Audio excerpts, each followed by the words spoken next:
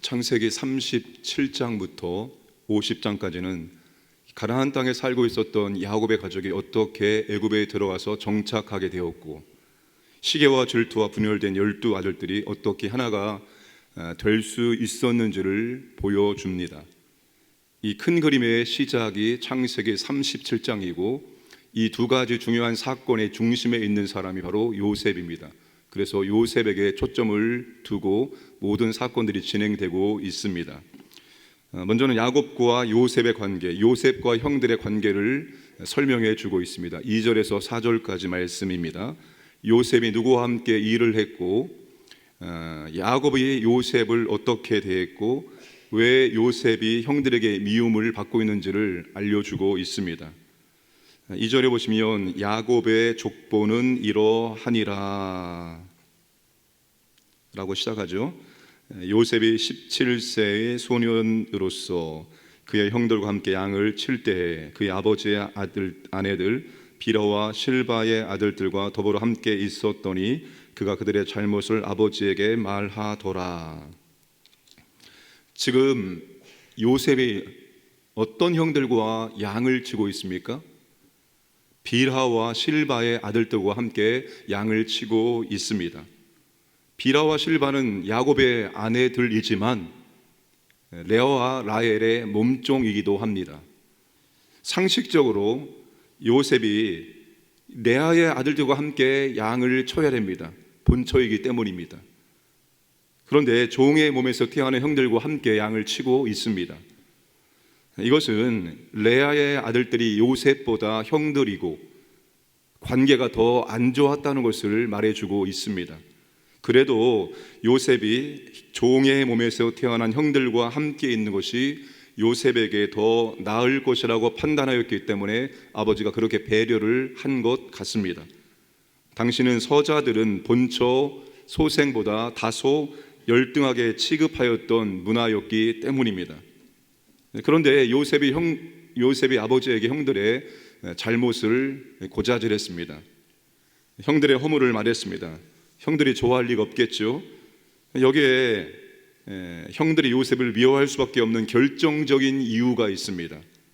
우리 3절 말씀을 함께 읽겠습니다. 시작.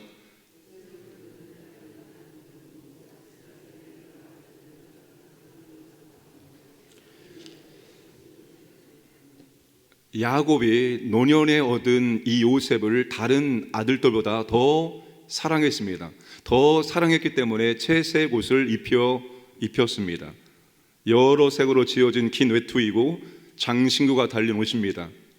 그 당시에는 장자가 입을 수 있는 옷이었고 특별한 사람들만 입을 수 있는 옷이었습니다. 요셉에 대한 야곱의 특별한 애정과 기대가 채색 옷에 담겨 있습니다. 야곱이 요셉을 편애함으로 형들이 요셉을 어떻게 대합니까? 4절 말씀을 보시면 그의 형들이 아버지가 형들보다 그를 더 사랑함을 보고 그를 미워하여 그에게 편안하게 말할 수 없었더라. 형들은 그렇잖아도 요셉이 고자질해서 미웠는데 아버지 야곱이 요셉을 편애하는 것 때문에 요셉을 더 미워했고 편하게 대할 수가 없었습니다. 여러분, 우리는 보고 배우는 것입니다. 보면서 나도 모르게 닮아가는 것입니다. 야곱은 과거의 가정에서 편애의 피해자였습니다. 아버지 이삭은 야곱보다 에서를 더 사랑했습니다. 물론 야곱이 어머니 리브가의 사랑을 받았지만 분명한 것은 이삭은 에서를 야곱보다 더 사랑했다는 것입니다.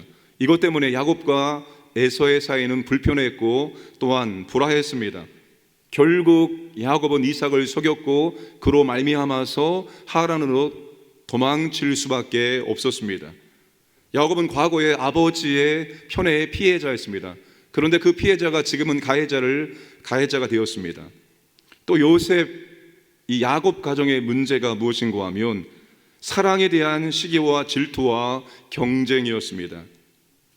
야곱 4명의 아내들이 남편의 사랑을 독차지하기 위해서 끊임없이 경쟁했습니다.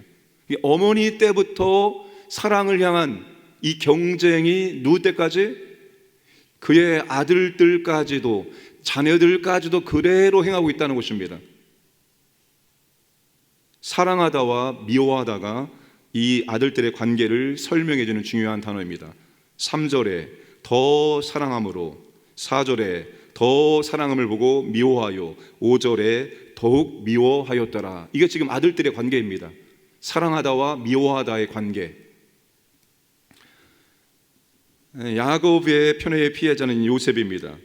형들은 요셉을 더 미워했습니다. 물론 요셉이 고자질하는 잘못도 있었겠지만 형들의 미움을 받는 더 큰 이유는 아버지의 편애였습니다. 형들은 요셉에게 절대로 편안하게 대하지 않았습니다. 좋은 말, 온순한 말을 하지 않았다는 것입니다. 미움과 시기의 감정이 섞인 말과 행동으로 아주 거칠게 대했다는 것입니다. 범죄를 보면 과거의 피해자가 결국 가해자가 되는 경우가 많습니다. 참 이상하죠?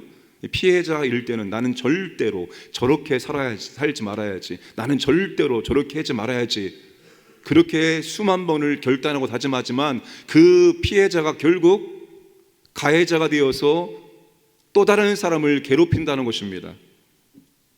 아이러니하지 않을 수 없죠. 그래서 보고 배운 게 도둑질을 하고 보고 배우는 것이 무서운 것입니다. 부모가 나쁜 짓을 이렇게 하라고 가르치지 않습니다. 도둑질하는 부모도 자식에게는 너는 정말로 잘 살아야 된다라고 가르칩니다. 부모가 나쁜 것을 자녀에게 가르치지 않습니다. 그런데도 불구하고 자녀들은 부모의 삶을 보고 부모의 말과 행동을 보고 그대로 따라한다는 것이죠. 나도 모르는 사이에 말입니다. 보고 배우는 것입니다. 나도 모르는 사이에 몸에 배이는 것입니다. 왜 좋은 것은 안 배우고 나쁜 것만 배울까요? 인간의 죄악된 본성 때문이죠. 인간이 가지고 태어난 자연적 본성은 어쩔 수가 없습니다. 내가 왜 이러지 하면서 똑같이 하고 있습니다. 죄악된 본성을 가지고 있기 때문에 아니라고 부정하는데 어느새 똑같이 따라하고 있습니다. 어쩔 수 없습니다. 이거를 끊어낼 수 있는 힘이 타고난 본성에는 존재하지 않기 때문입니다. 그게 로마서 7장입니다.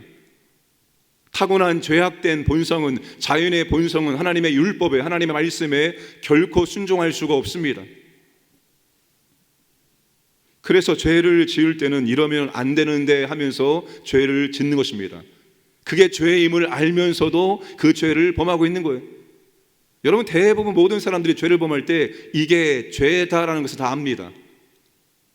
알면서도 그 죄를 짓고 있는 거예요. 왜요? 죄악된 본성은 절대로 이길 수 있는 힘과 의지와 능력이 존재하지 않기 때문입니다. 그러나 우리가 주님을 영접하면 성령님이 우리 안에 들어오십니다. 신앙생활은 그 성령님의 능력으로 하는 것입니다. 내 의지와 내 노력으로 해보려고 해도 되지 않습니다. 그게 모든 종교입니다. 너의 노력으로, 너의 의지로 한번 노력해서 좋은 곳 갈 수 있는 인격자를 만들어 봐라. 절대로 되지 않습니다.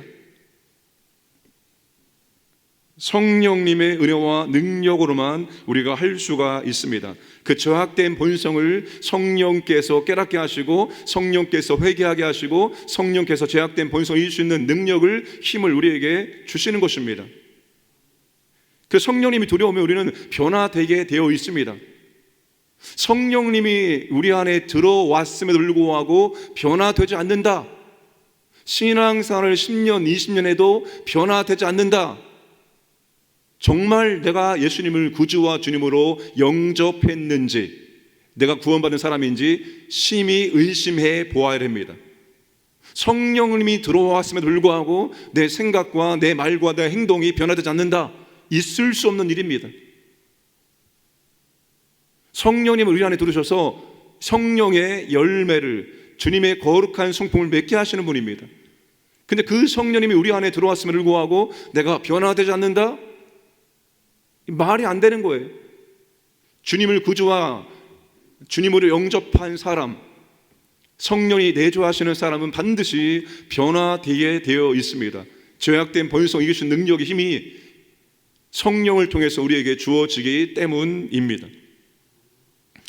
물론 시간이 필요하고 사람마다 조금 빠르고 늦을 수가 있습니다. 더 성령의 감동하심과 성령님 의지하고 성령과 함께하는 사람은 더 빨리 변화될 수 있습니다. 그러나 내 안에 성령님이 거주하고 있지만 그 성령님을 찾지 않고 부르지 않고 성령님의 은혜와 능력을 구하지 않는다면 아마 더디게 변화될 것입니다. 얼마나 내주하시는 성령님을 찾고 부르고 그분을 의지하느냐, 그분의 힘과 능력을 구하느냐, 그 차이가 변화의 속도입니다. 여러분, 내주하시는 성령님을 저 구석에 몰아넣지 마시고 항상 성령과 더불어 성령과 함께 수시로 기도하고 그분에게 도움을 구하고 그분의 은혜와 능력으로 신앙생활을 해 나가시기를 주님의 이름으로 축복합니다. 자, 5절부터 11절까지 요셉이 두 번의 꿈을 꾸고 그 꿈을 형들과 아버지에게 이야기를 합니다. 7절의 첫 번째 꿈입니다. 형들의 곡식단이 요셉의 단에게 절하라는 꿈입니다. 이 꿈에 대한 해석을 8절에서 형들이 이렇게 말합니다. 내가 참으로 우리의 왕이 되겠느냐, 참으로 우리를 다스리게 되겠느냐. 형들이 정확하게 꿈을 해석한 겁니다. 형들이 모두 요셉을 섬기게 될 것이라는 꿈의 내용입니다. 두 번째 꿈을 꿉니다. 9절 말씀 보시면 해와 달과 11별이 요셉에게 절하는 꿈입니다. 두 번째 꿈을 들으는 아버지의 반응이 10절에 나오지요. 자, 이 두 꿈에 대한 사람들의 반응이 다 다르죠. 요셉은 꿈을 꾸었지만 그 꿈의 진정한 의미를 몰랐습니다. 요셉의 입장에서는 막연하게 좋은 꿈이구나 정도로 생각할 정도였습니다. 그래서 아버지와 형들에게 자랑을 한 것입니다. 좋은 꿈이니까. 형들은 요셉의 꿈을 듣고 더 미워했습니다. 요셉의 꿈이 왕이 되려고 하는 야망의 표출이라고 생각하고 분노하고 또 요셉을 더 미워했습니다. 아버지 야곱은 어떻게 합니까? 10절 말씀을 보시면 그가 그의 꿈을 아버지와 형들에게 말하매 아버지가 그를 꾸짖고 그에게 이르되 내가 꾼 꿈이 무엇이냐? 나와 내 어머니와 내 형들이 참으로 가서 땅에 엎드려 내게 절하겠느냐? 그의 아버지는 그의 말을 간직해 두었더라. 야곱은 꿈을 듣자 기존의 질서를 위협하기에 요셉을 꾸짖었습니다. 족장 사회에서 아버지가 아들에게 절한다는 것은 있을 수 없는 일입니다. 그 당시에는 아버지가 절대 권위를 가지고 있었기 때문에 감히 아버지가 아들에게 절한다? 이건 있을 수 없는 일이었습니다. 그러나 야곱은 그의 꿈의 내용을 마음에 간직해 두었습니다. 왜요? 야곱이 꿈을 통해서 하나님을 만나고 하나님의 인도하심을 받은 경험이 있었기 때문입니다. 그래서 야곱이 요셉의 꿈을 들었을 때 아마 이런 생각했을 것입니다. 아, 하나님께서 이 요셉을 당신의 계획과 목적을 가지고 이끌어 나가시겠구나. 하나님께서 이 요셉을 정말 하나님의 뜻을 위해서 사용하시겠구나. 아마 이 정도는 생각했을 것입니다. 자, 하나님께서 요셉에게 두 번의 꿈을 꾸게 하신 것은 하나님께서 분명한 목적을 가지고 있으며 이 꿈을 이루겠다는 것을 확신시켜 주신 것입니다. 그런데 중요한 것은 하나님께서 두 번의 꿈을 꾸게 하신 그 꿈의 내용이 꿈의 결과라는 사실입니다. 이제 요셉은 그 꿈의 결과를 이루어 나가는 삶의 여정을 살아야 합니다. 요셉은 그 꿈이 장밋빛 인생을 의미하지 않는다는 것을, 그 과정이 힘들고 고달프다는 것을 오랜 시간 후에 깨닫게 될 것입니다. 그러나 중요한 것은 이제 앞으로 요셉의 인생에 일어나는 모든 일들이 바로 이 꿈을 이루어가는 하나의 과정이 된다는 것을 의미합니다. 여러분, 요셉의 이 이야기는 단순히 개인의 역사가 아니죠. 이스라엘 민족, 더 나아가 하나님의 나라의 역사입니다. 바로 그 역사에 요셉이 하나님께 사용이 된다는 것입니다. 그래서 요셉의 인생 가운데 일어나는 모든 일들은 버릴 것이 없습니다. 다 꿈을 이루어가는 하나의 과정이고 수백 개의 퍼즐 가운데 하나의 퍼즐 해당입니다. 어떤 것도 하나님께서는 이 꿈을 이루는 재료로 퍼즐 조각으로 사용을 하신다는 것입니다. 놀라운 것은 하나님이 주신 꿈의 출발의 배경이 요셉과 형들 사이의 갈등이라는 것입니다. 요셉의 이야기의 시작이 큰 갈등과 긴장으로 시작되고 있습니다. 시기와 미움이 더욱 고조가 되고 있습니다. 그런데 그 갈등, 그 시기, 미움이라는 배경 속에서 하나님이 섭리하시고 하나님께서 요셉이 꾼 꿈을 이루기 위해서 이끌어 가시고 있다는 것입니다. 그래서 그 갈등조차도 무의미하지 않고 버릴 것이 없다는 것입니다. 그것조차도 하나님께서 요셉의 꿈을 이루는 중요한 배경으로 사용을 하시기 때문입니다. 오늘 저와 여러분들도 마찬가지입니다. 하나님께서 우리를 부르시고 선택하시고 하나님의 자녀 삼아주시고 헵시바와 비울라로 삼아주시고 그리스도의 신부로 삼아주시고 우리를 인도하고 계십니다. 우리가 경험하는, 우리가 만나는 모든 것들을 하나님께서 우리에 대한 당신의 계획을 이루는 중요한 재료로 사용하신다는 것입니다. 그러니까 어떤 일을 당할 때, 어떤 사건을 당할 때 생각을 발휘하면 됩니다. 생각이 정말 중요합니다. 여러분, 생각을 바꾸시기 바랍니다.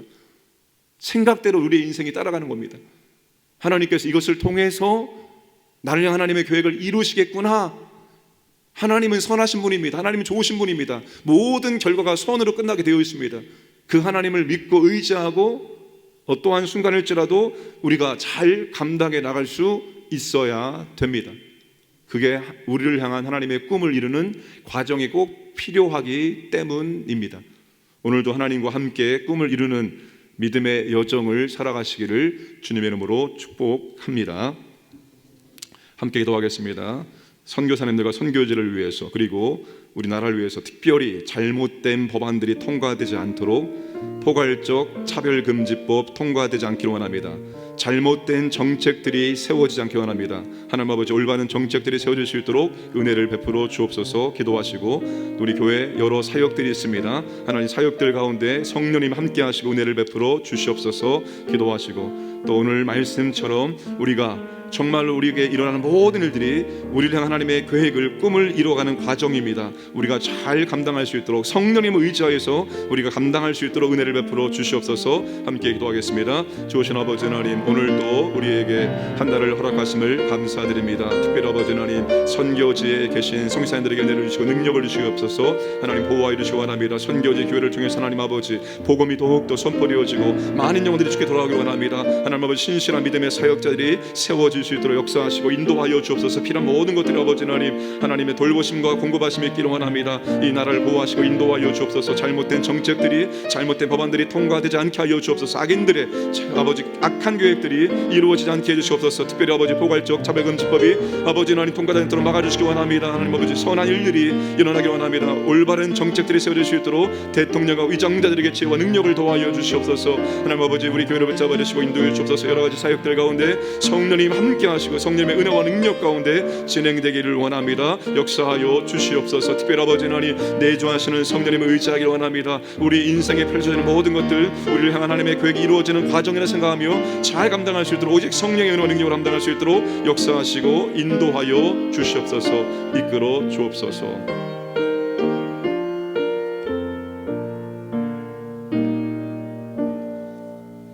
사랑하는 아버지 하나님, 자연적 본성으로는 죄악의 사슬을 끊어낼 수가 없습니다.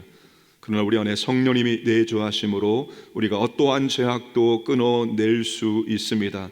오직 성령님을 의지하고 성령님의 권세와 능력으로 우리가 오늘도 주의 말씀에 순종하고 성령의 감동에 순종함으로 성령의 거룩한 열매가 우리의 삶을 통해서 더 풍성히 맺어질 수 있도록 인도하여 주옵소서. 하나님, 우리 한 사람 한 사람을 향한 하나님의 계획이 있습니다. 목적이 있습니다. 오늘도 우리가 그 목적을 이루는 하루를 살아갑니다. 우리 인생에 펼쳐지는 어떤 일을 만나든지 우리를 향한 하나님의 계획과 목적을 이루는 하나의 퍼즐임을 알게 하시고 우리가 우리가 온전히 하나님의 인도하심에 순종하게 하시고 선하신 하나님, 신실하신 아버지를 붙들고 나갈 수 있도록 이끌어 주옵소서. 오늘도 우리 광인의 모든 가족들 하나님께서 보호하시고 인도해 주시고 하나님의 은혜와 사랑과 능력을 경험하고 하나님께 감사와 찬송과 영광을 올려드리는 복된 날이 되게 하여 주옵소서. 오늘도 새벽을 깨우는 주님의 자녀들에게 오늘도 하나님과 친밀하게 교제하게 하시고 하나님께 모든 것을 아뢰입니다. 하나님께서 들어주시고 풍성하게 응답하여 주옵소서. 감사드리며 모든 말씀 예수님의 이름으로 기도드리옵나이다. 아멘.